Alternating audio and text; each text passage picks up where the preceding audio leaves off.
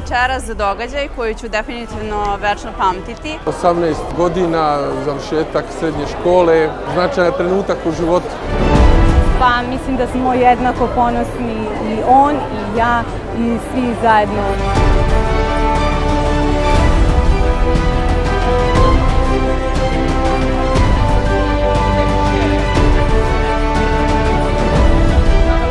Došao sam ćerku da ispratimo, ona večeras je maturant, upisala je u biznis, tako da mislim da je mnogo dobra u matematici i da je ova škola mnogo pomogla oko matematike.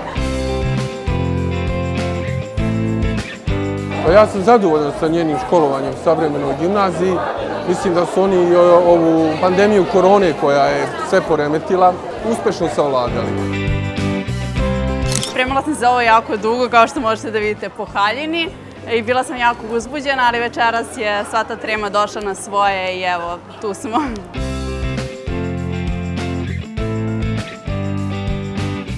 Pre nego što sam došla, uopšte nisam imala utisak da ću biti toliko uzbuđena, ali zapravo jesam. Ovo veče je specijalno i lepo zato što smo svi konačno na okupu zajedno, cijela generacija sa profesorima, razrednim starešinama, našom direktorkom. Tu je muzika, dobra hrana, provod, dobar program, tako da sigurno dobra zabava. Dragi mladi ljudi, dobrodošli i u to ime živeli!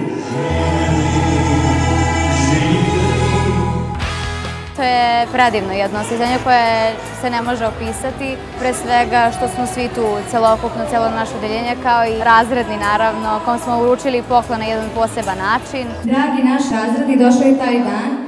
Dan kada nas puštate iz gnezda u neki novi svijet i nećemo reći zbogom, već doviđenja. Do nekih naših novih sastanka i proslava naših uspeha.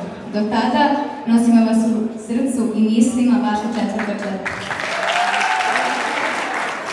Više nekako osjećam euforično i srećno, mislim tu dolazi neka nostalgija sa tim, ali nam je jako lepo i svi se trenutno lepo provodimo, tako da ne bih da ovaj trenutak provedemo u nekom tugovanju, nego više u nekom radovanju kad nečemu što ide dalje. S obzirom da smo svi ovde došli da proslavimo zajedno, nekako onda delimo sve pa samim tim izbuđenje.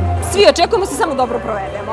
Eto, to njima želimo da ovo pamti zaista kao jedno fantastično veče, samo da bude dobar provod, bez mnogo ceremonija i govora i svega, neka bude dobro druženje.